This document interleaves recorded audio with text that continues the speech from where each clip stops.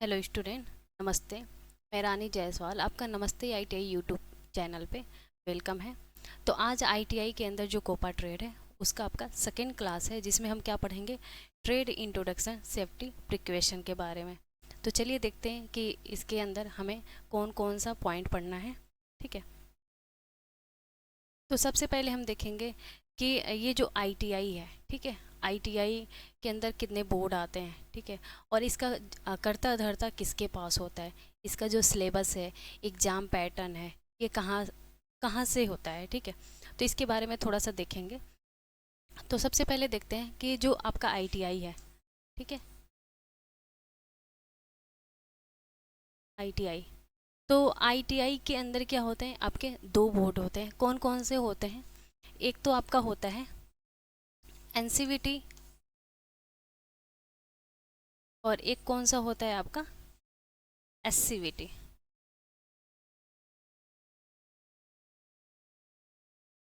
ये क्या होता है? ये केंद्र सरकार के अंतर्गत आता है आपका, केंद्र सरकार के अंतर्गत आता है। और ये आपका कौन कौन से गवर्नमेंट के अंदर आता है? ये राज्य सरकार के अंतर्गत आता है।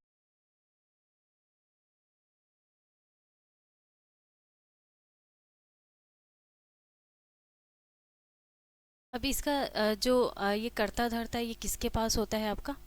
तो इसका जो भी कर्ता धर्ता है ना, वो किसके पास होता है? डीजीटी के पास।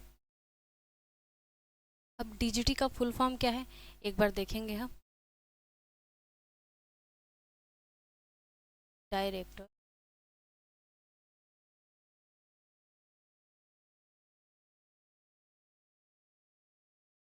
जनरल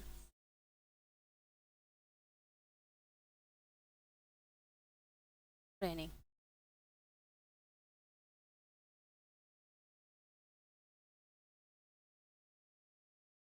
ठीक है, अब आईटीआई का फुल फॉर्म क्या है आपका? Industrial training institute. ठीक है, आईटीआई का फुल फॉर्म क्या है?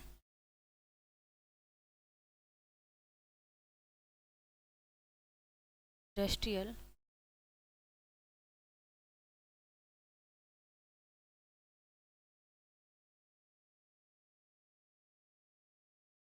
Training institute.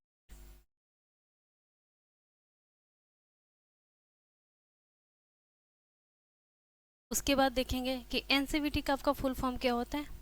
National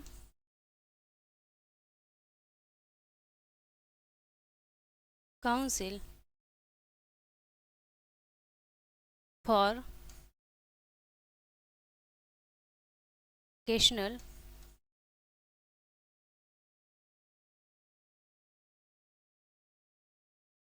vocational training.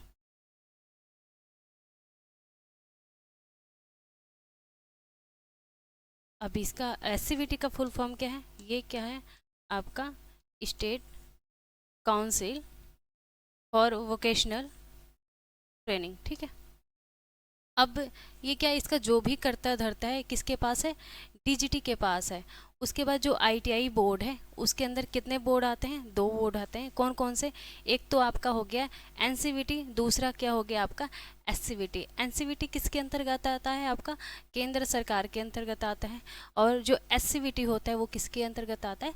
राज्य सरकार के अंदर आता है। तो इसमें कोई इशू नहीं है, आप एससीवीटी से भी कर सकते हो, एनसीवीटी से कर सकते हो। ठीक है, और अब इसका जो एग्ज़ाम पैटर्न वगैरह होता है, इसका सिलेबस होता है, अब इसके जो एग्ज़ाम में क्वेश्चन वगैरह बनते हैं वो कहाँ से बनते हैं?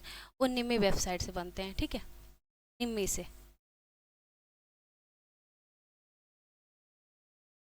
ठीक है, ये क्या होता है कि अगर कोई भी फॉर्म अगर आते हैं तो ये क्या है, निम्मी पे ही जाके चेक कर सकते हैं। फिर आपका हो गया कि आपका जो सिलेबस है यहाँ से मिल जाता है, क्वेश्चन बैंक वगैरह होता है वो भी क्या होता है आपका निम्मी वेबसाइट से मिल जाता है।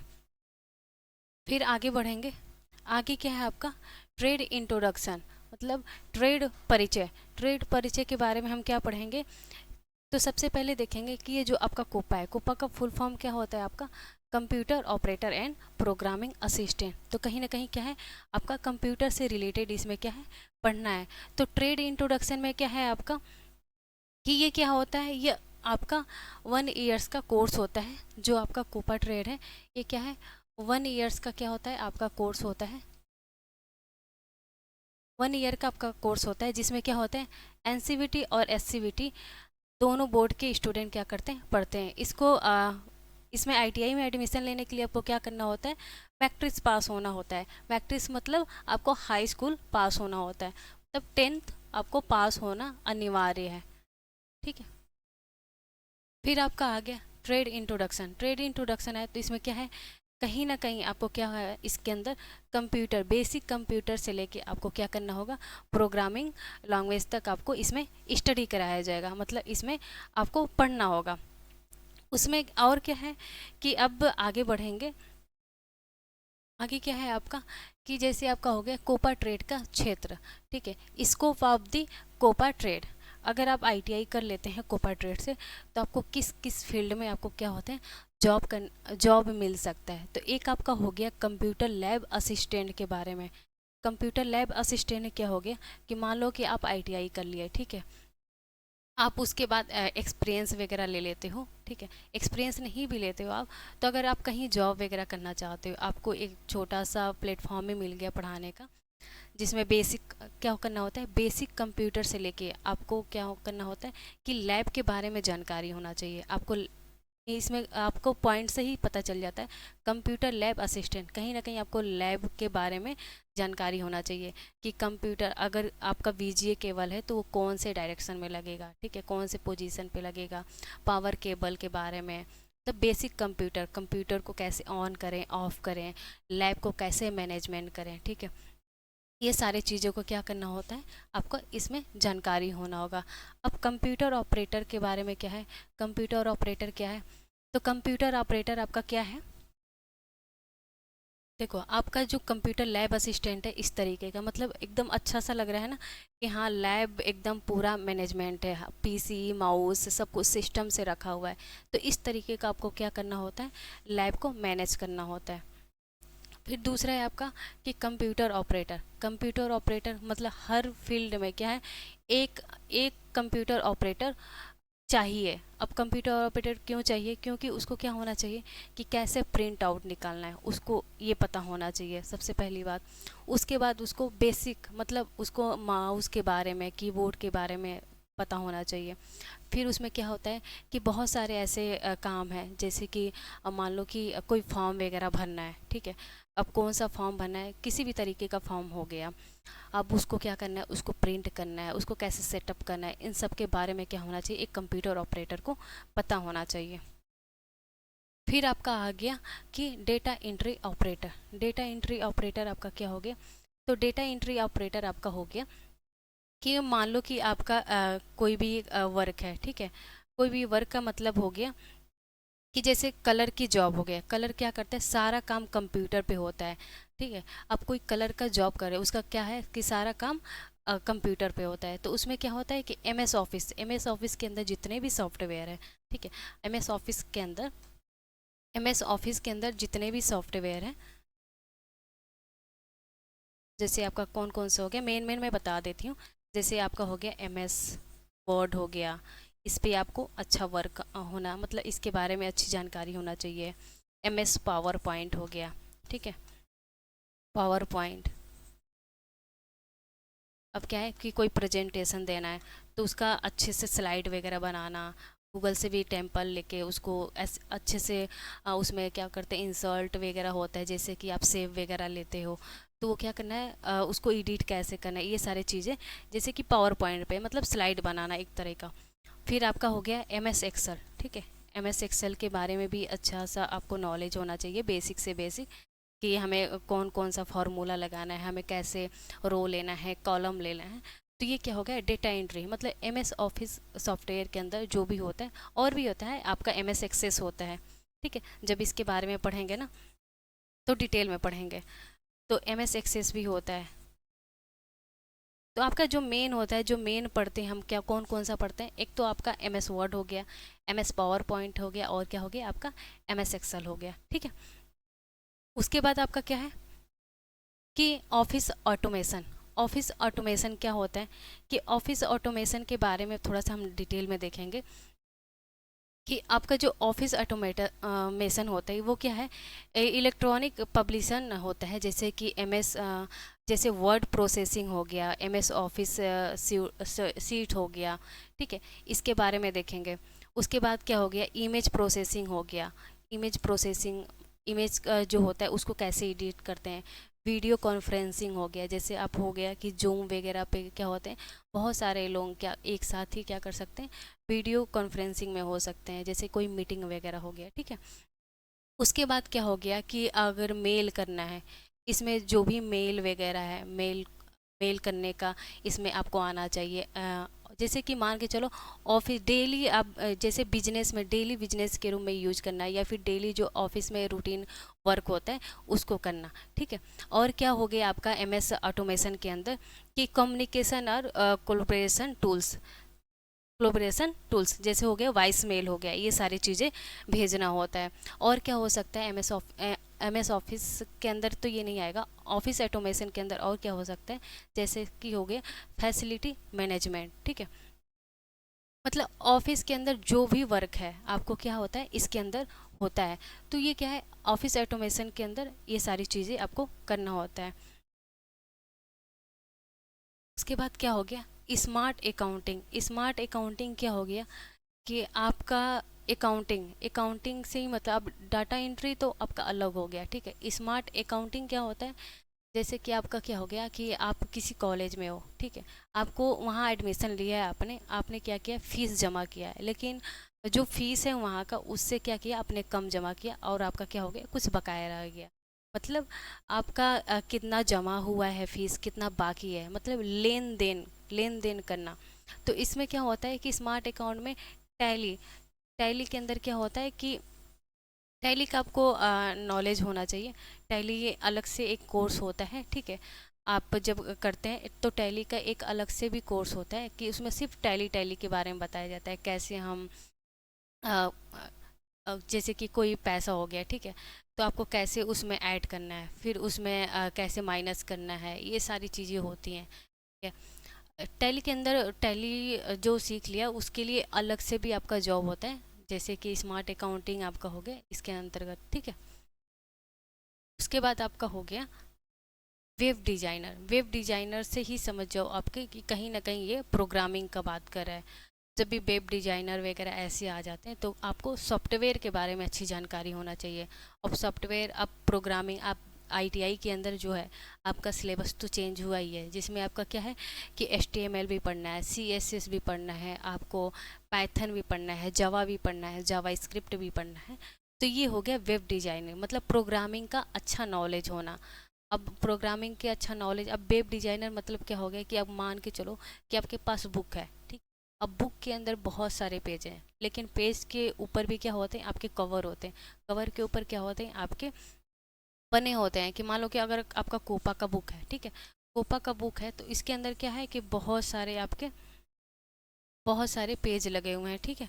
अब कहीं ना कहीं अब पेज लगे हुए हैं तो अब जो ऊपर का कवर है अगर कुछ भी ना लिखा हो तो आप कैसे जानोगे कि आपका ये कोपा का मतलब आईटीआई कोपा का बुक है। तो उस पर क्या होता है आपका लिखा होता है कोपा, ठीक है। अब राइटर का नाम भी लिखा होता है, सन वगैरह भी लिखा होता है, और भी बहुत सारी चीज़ें लिखे होते हैं। तो ऐसे सिंपल तो लिखा नहीं होगा, उसमें क्या होता है कलर भी दिया होता है, ठीक है। तो इसमें क्या होता है जो आपका एचटीएमएल होता है वो क्या करता है फ्रंट पेज बनाने का काम करता है। और उसमें जो कलर वगैरह पड़ते हैं, जो कलर दिया जाता है वो क्या होता है आपका सीएसएस होता है, ठीक है। तो इस तरीके का जब हम वेब डिज़ाइनर करेंगे ना तो फ्रंट पेज बनाने का यानी कि वेब पेज बनाने का हम सीखेंगे कि कैसे करते हैं एचटीएमएल के थ्रू। फिर आपका आ गया सेफ्टी, ठीक है, सेफ्टी सुरक्षा। तो सुरक्षा शब्द का ही मतलब क्या है आपका सुरक्षित रहना, ठीक है।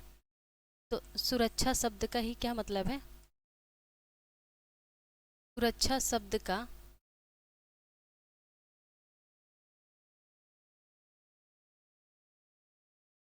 सुरक्षा शब्द का मतलब ही मतलब ही क्या है, सुरक्षित,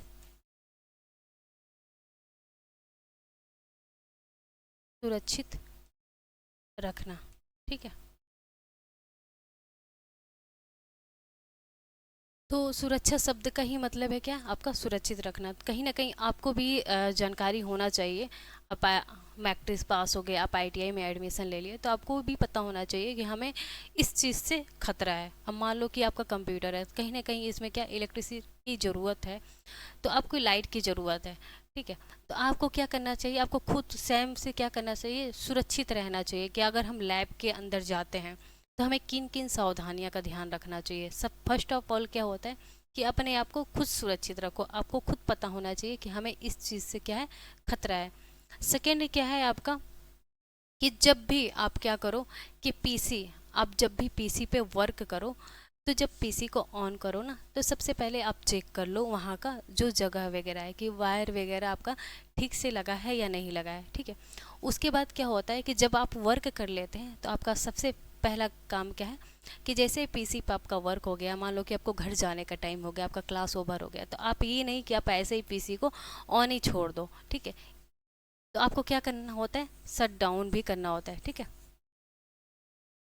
पीसी को क्या करना होता है, शट डाउन भी करना होता है।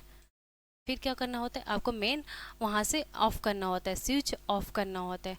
उसके बाद आपको क्या इसमें जानकारी होना चाहिए कि जैसे कि आप मान लो कि पीसी आपने ऑफ कर दिया, उसके बाद आपको वहाँ पे आपको क्या करना चाहिए, किसी भी सर्किट बोर्ड या पावर सर्किट बोर्ड से आपको क्या करना चाहिए, पैर पैर वगैरह इधर उधर नहीं करना चाहिए। जैसे नीचे वायर लगा हुआ है, ठीक है, आपका कहीं ना कहीं आपका पीसी क्या है, ऊपर लगा हुआ है, अब सीपीयू आपका नीचे लगा है, तो कहीं ना कहीं आपका वायर इधर उधर होगा, तो आपको ध्यान पूर्वक बैठना होगा वहाँ पे। तो कोई भी सर्किट बोर्ड से आपको क्या करना चाहिए, स्पर्श नहीं करना चाहिए। और आपका हो गया, आपका नेक्स्ट पॉइंट हो जाता है कि लैब के अंदर कोई भी पेय पदार्थ लेके नहीं जाना। जैसे कि आपको जो आपका जो पीसी है वहाँ पे पानी वगैरह, पानी का बोतल नहीं रखना, इन सब चीज़ों का ध्यान रखना। और क्या हो गया आपका इसके अंतर्गत कि आप कोई भी जैसे स्मोकिंग हो गया, सिगरेट हो गया, बीड़ी हो गया, बहुत सारे लोग ऐसे हैं जिनको क्या है इस चीज़ का नशा है, तो ये सारी चीज़ें क्या करना है, लैब के अंदर मना होता है। मना क्या होता है, आपको वैसे भी आपको समझ होना चाहिए कि हमें लैब के अंदर ये सारी चीज़ें नहीं लेके जाना चाहिए। और तीसरा आपका क्या होता है, आपका लैब ठंडा होना चाहिए। ठीक है, लैब क्या होना चाहिए, ठंडा होना चाहिए।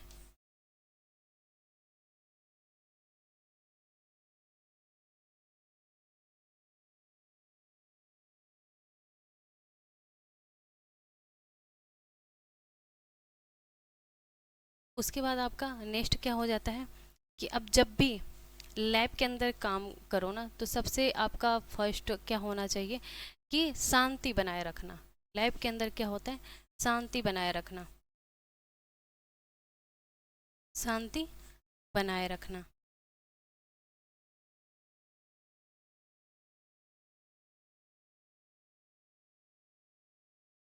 ये सारी चीज़ों का क्या करना होता है, आपको ध्यान में रखना होता है। फिर आगे हम देख लेते हैं कि नेक्स्ट हम चलते हैं। तो नेक्स्ट क्या है आपका, प्रिकॉशन, सावधानियाँ। ठीक है, क्या किन किन चीज़ों का सावधानियाँ, सावधानियाँ का मतलब क्या है कि आपका क्या है, जो आपके टाइप्स ऑफ फायर है, जैसे कि लैब के अंदर बाय द वे आपका क्या होता है कि किसी भी दुर्घटना मतलब आग वगैरह लग जाता है। अब आग भी क्या होता है, कई तरीके के लग सकते हैं, तो उसको क्या किया गया आपका कैटेगरी मतलब class A B C D के अंदर क्या किया गया, बांटा गया है। अब इस तरीके का क्या हो सकता है, लैब के अंदर आग लग सकता है। अब आग लग जा रहा है तो हमें किस तरह से उसे बचाव करना चाहिए। तो चलिए हम देखते हैं कि क्लास ए, ठीक है, तो आपका क्या है कि जो टाइप्स ऑफ फायर हैं वो क्या किया गया है, फोर्थ क्लास में बांटा गया है। कौन कौन से, क्लास ए, बी और सी और डी। तो क्लास ए के अंदर क्या है कि जैसे कि मान लो आपका लकड़ी हो गया, कागज हो गया और आपके जूट हो गए, ठीक है, अगर इन सब चीज़ों से आग लगता है, लकड़ी,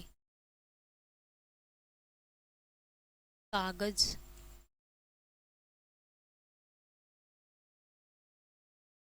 कपड़ा और आपके जूट, तो अगर इन सब चीज़ों से आपका लैब के अंदर आग लग जाता है तो क्या करना चाहिए?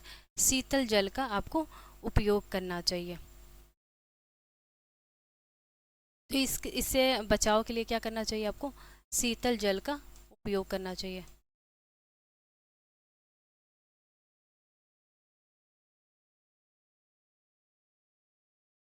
उसके बाद आपका आ गया क्लास बी के अंदर। क्लास बी के अंदर आपका क्या हो गया?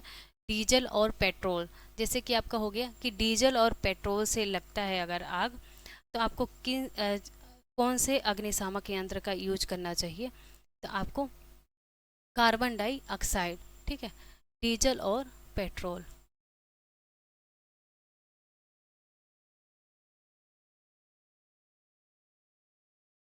डीजल और पेट्रोल से अगर आग लग जाता है आपके लैब वगैरह में, चाहे ऐसी दुर्घटना हो जाती है बाय द वे, तो आपको कौन सा अग्निशामक यंत्र का यूज करना चाहिए? जैसे carbon dioxide, carbon dioxide gas का यूज करना चाहिए। अब क्लास सी के अंदर आपका क्या हो गया? क्लास सी के अंदर हो गया जैसे सिलेंडर आदि में भरी एलपीजी गैस, ठीक है, सिलेंडर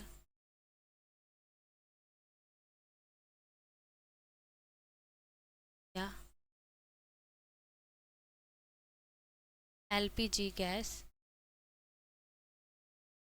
या फिर आपका क्या हो गया कि अन्य धात्विक पदार्थ, ठीक है, अन्य धात्विक पदार्थ से अगर आग लग जाता है, इसमें नहीं, आपका सिलेंडर या एलपीजी गैस से अगर आग लग जाता है तो आपको कौन सा यूज करना चाहिए? कार्बन डाइऑक्साइड या फिर हेलोन गैस, ठीक है, हेलोन गैस का यूज करना चाहिए, ठीक है। उसके बाद आपका लास्ट आ जाता है क्लास डी के अंदर। क्लास डी के अंदर आपका क्या होता है कि अगर बिजली के तारों से, ठीक है, बिजली के तारों से, बिजली के तारों से, बिजली के तारों से, या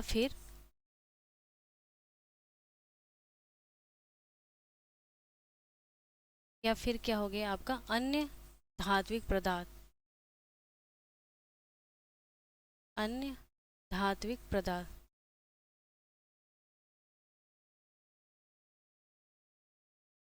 अन्य धात्विक पदार्थ से अगर आग लग जाता है तो इससे आपको किस चीज़ से बचाव करना चाहिए?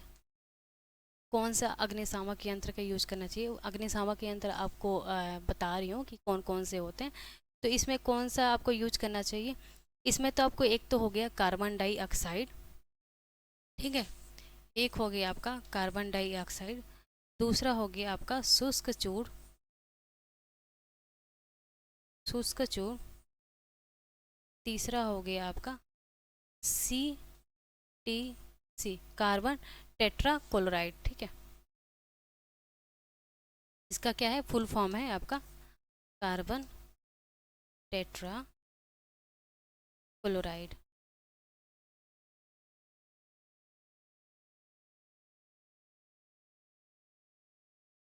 ठीक है। और भी क्या हो सकता है, जैसे रेत से भरी बाल्टियां। अब लैब के अंदर देखोगे आप, तो लैब के अंदर क्या होता है, लैब के अंदर आपको क्या होता है कि सारे लैब के अंदर ही देखोगे, जैसे कि मोस्टली जो भी लैब होते हैं उसके अंदर क्या होते हैं, ऐसे रेड कलर की क्या होती हैं, बाल्टियां होती हैं, ठीक है, ऐसे रेड कलर की क्या होती है, बाल्टियां होती हैं, जिसमें क्या होता है कि रेत से भरी होती हैं। तो ये भी क्या कर सकते हैं, जो क्लास डी के अंदर है, जैसे कि बिजली के तारों से अगर आग वगैरह लग जाते हैं या फिर अन्य धात्विक रासायनिक पदार्थ से आग लग जाती है, तो क्या कौन कौन सा आपको यूज कर सकते हैं आप? एक तो कार्बन डाइऑक्साइड, दूसरा आपका शुष्क चूर्ण, तीसरा आप गया हो गया CTC, कार्बन टेट्राक्लोराइड। और आपको अगर लास्ट में क्या होता है कि लैब के अंदर ऐसी बाल्टियां भरी होती हैं, ठीक है, उसमें क्या होता है, रेत होता है। अब ये रेड कलर की बाल्टी होती है, उस पर क्या लिखा होता है, आग आग आग, ठीक है।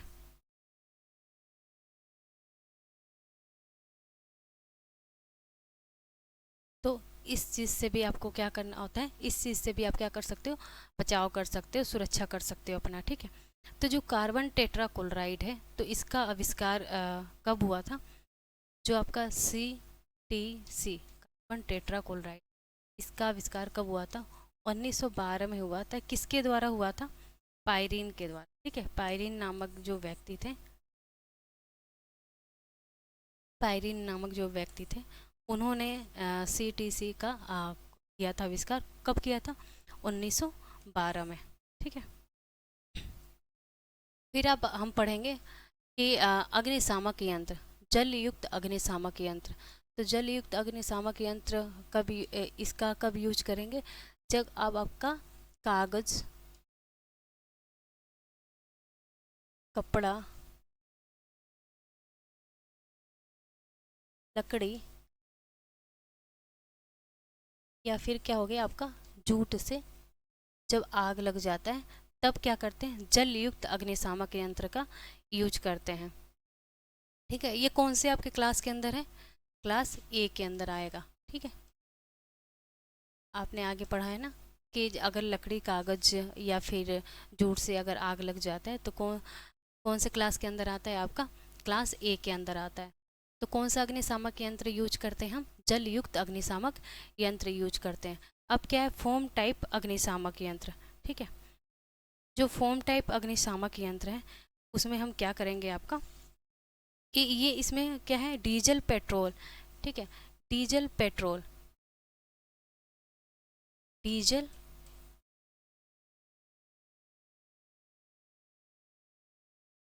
पेट्रोल। ठीक है, डीजल और पेट्रोल से अगर आग लग जाता है आपके लैब के अंदर, ठीक है, गलती से, तो फिर क्या हो? गलती से या फिर किसी भी रीजन की वजह से आपका आग लग जाता है, तो आपको कौन सा अग्निशामक यंत्र यूज करना चाहिए? फोम टाइप अग्निशामक यंत्र यूज करना चाहिए। उसके बाद आपका हो गया कि अब इसमें क्या है कि कौन सा इसमें गैस भरा होता है? कार्बन डाई ऑक्साइड गैस भरा होता है। फिर आपका हो गया तीसरा, शुष्क पाउडर टाइप अग्निशामक यंत्र। अब शुष्क पाउडर टाइप अग्निशामक यंत्र क्या है कि जैसे कि आपका मान के चलो कि जो बिजली के तारों से, ठीक है, बिजली के तारों से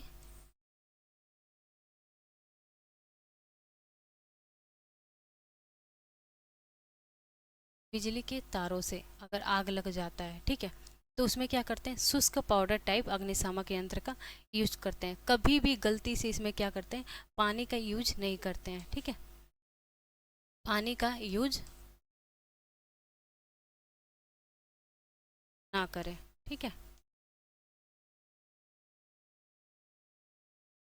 जब अगर लैब के अंदर कोई सर्किट वगैरह हो जाता है तो उस टाइम क्या करना चाहिए? शुष्क पाउडर टाइप अग्निशामक यंत्र का यूज करना चाहिए। उसमें क्या होना चाहिए? गलती से भी आपको पानी का यूज नहीं करना चाहिए।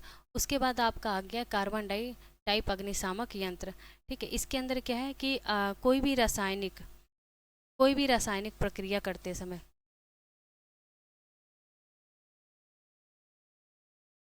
कोई भी रासायनिक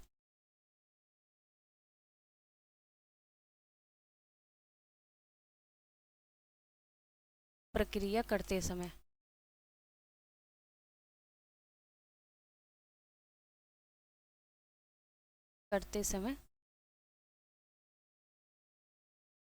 अगर आपके लैब के अंदर आग लग जाता है, ठीक है, तो ये क्या है? आप कार्बन डाई टाइप अग्निशामक यंत्र यूज कर सकते हो। ठीक है, ये क्या है? आपका क्लास D के अंदर आएगा।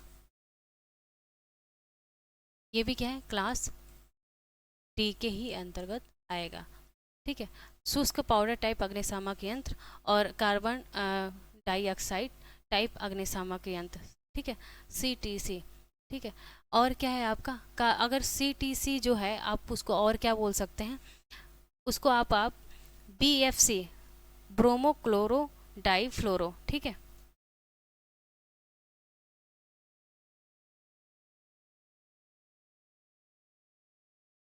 ब्रोमो क्लोरो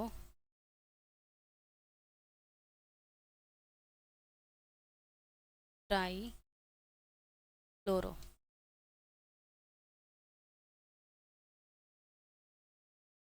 ठीक है, जो CTC है, जो कार्बन टेट्राक्लोराइड है, उसको और क्या बोल सकते हैं, उसका और क्या नाम होगा, BFC, ब्रोमो क्लोरो डाई फ्लोरो। ठीक है। अब कार्बन टेट्रा टाइप अग्निशामक यंत्र क्या है, ये किसी भी टाइप्स का आपके लैब में आग लग जाता है, कोई भी एनी टाइप्स के आग लग जाता है, तो ये क्या है, आप इस गैस का यूज़ कर सकते हो या फिर इस अग्निशामक यंत्र का यूज़ कर सकते हैं। ये सभी मतलब सभी टाइप्स के, सभी प्रकार के।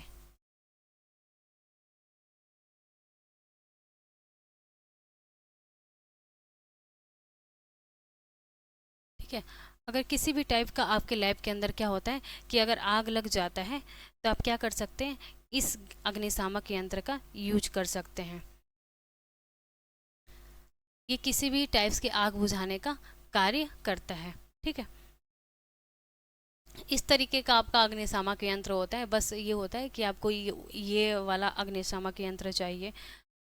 ठीक है। तो एक बार क्या करते हैं, हम थोड़ा सा देख लेते हैं कि आपके कौन कौन से क्या थे, आग के टाइप्स थे, उसके बारे में देख लेते हैं। ठीक है। ठीक है। तो जो टाइप्स ऑफ फायर है आपके कितने कैटेगरी में बांटा गया, 4 कैटेगरी में। कौन कौन से आपके, क्लास ए के अंदर क्या है, आपके लकड़ी कागज या फिर कपड़ा जूट से अगर आग लग जाता है तो क्या करते हैं, शीतल जल का यूज करते हैं। उसके बाद क्या है आपके क्लास बी के अंदर क्या है कि डीजल पेट्रोल, ठीक है, डीजल पेट्रोल से आग लग जाता है तो कार्बन डाई गैस का यूज कर लेते हैं। फिर क्लास सी के अंदर क्या है कि अगर सिलेंडर या एलपीजी गैस से अगर आग लग जाता है तो क्या होता है, हम कार्बन डाइऑक्साइड गैस या फिर हेलोन गैस का यूज कर सकते हैं। फिर क्लास डी के अंदर क्या है कि अगर बिजली के तारों से, अब लैब के अंदर है तो हो सकता है कि कभी लाइट अप डाउन हो जाए, ठीक है, या फिर बारिश का मौसम है, ऐसे कई बार होते हैं कि सर्किट हो जाते हैं लैब के अंदर। तो अगर इस तरीके का आपके लैब के अंदर दुर्घटना हो जाता है तो क्या होता है, क्लास डी के अंदर है तो इसमें क्या होता है, कार्बन डाइऑक्साइड या फिर शुष्क चूड़ आपका हो गया, फिर CTC कार्बन टेट्राक्लोराइड हो गया। ठीक है। तो इस गैस का आपका क्या कर सकते हैं, यूज कर सकते हैं। इस टाइम क्या करते हैं, जब अगर बिजली के तारों से अगर आग लग जाता है तो उस टाइम क्या करते हैं, पानी का यूज हम नहीं करते हैं गलती से भी। ठीक है। लैब के अंदर आपका इस तरीके का रेड कलर की बाल्टियाँ होती हैं सारे लैब के अंदर। आपके कोपा लैब के अंदर भी ऐसे ही होंगे जिस पे लिखा होगा क्या, आग आग आग। इसमें क्या होता है, रेत से, ये रेत से भरी होती हैं। फिर आपका हो गया कि आपका अग्नि शामक यंत्र कौन कौन सा है, कौन कौन सा है। एक तो आपका जो फर्स्ट है ये क्या है, जल युक्त अग्निशामक यंत्र है।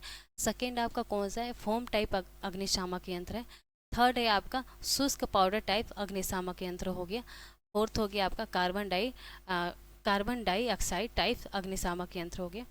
और पांचवा है कार्बन टेट्रा क्लोराइड टाइप अग्निशामक यंत्र। आपका CTC और क्या बोलते हैं, BFC क्या बोलते हैं, ब्रोमो क्लोरो डाई फ्लोरो। ठीक है। तो CTC का आविष्कार कब हुआ था, 1912 में हुआ था। किसके द्वारा हुआ था, आयरीन के द्वारा हुआ था। ठीक है।